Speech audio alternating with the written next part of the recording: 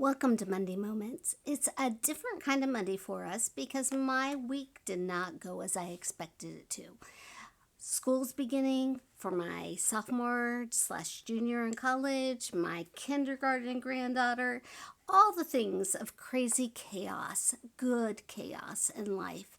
So, as I was preparing our second prayer, it didn't get quite completed. And so I had to let that go. It's kind of like spiritual disciplines. You have spiritual disciplines in your life. I hope you do. And if you don't, let's list some of the spiritual disciplines. You have the inward spiritual disciplines of meditation and prayer and fasting and study. Those come more inclined to some than others. And then you have the outward disciplines of simplicity and solitude, submission and service. And then you have the corporate disciplines, the ones that are done in community, such as confession and worship, guidance and celebration. And communion and baptism can be included in those. So, just like you practice the spiritual disciplines in your life, I hope that you do, that you sometimes you have your study or your meditation every morning, and then something comes up and that doesn't happen, and you let it go. That's what I had to do this week. I had to say, okay, Monday Moments will continue. It's not the end of the world, and God is still on the throne, right? And it's just like fasting. Sometimes you're fasting and especially corporately with your church, and then there's a meeting that you have to go to, and you're kind of obligated, in a sense, to eat. You do that. Do you think God's displeased with that? No. And God is not displeased that this Monday Moments is not a prayer of Paul. We will do that next week, right? Well, there's so many times and so many ways to do what God has called us to do. So I pray that you have disciplines in your life. The disciplines in your life are what bring you joy. They show God that you are trying to become more like Him.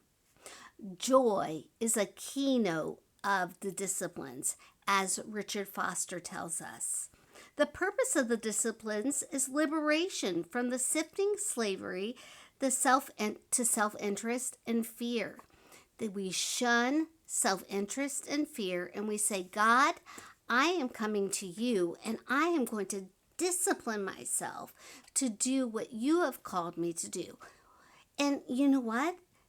Some disciplines come more natural to us based on our temperament and personality than others do.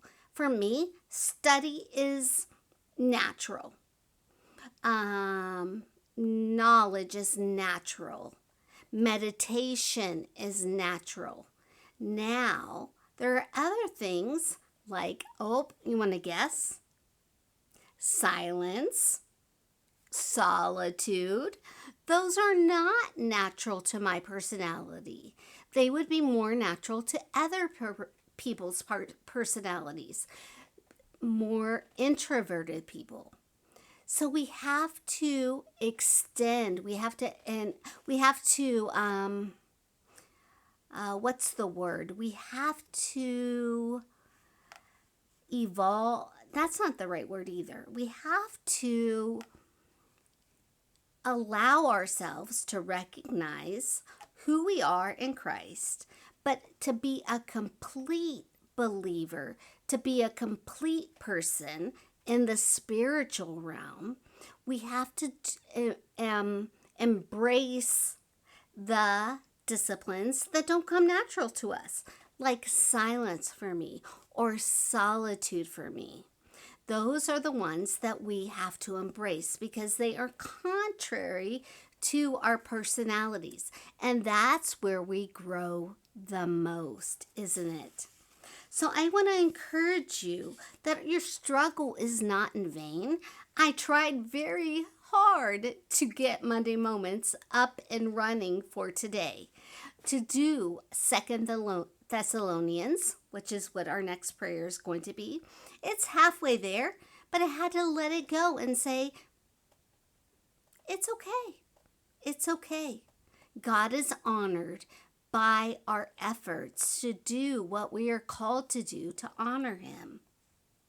We are not bankrupt by what we cannot do. God is still honored by our efforts.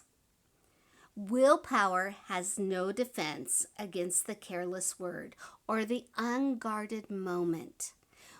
The unguarded moment.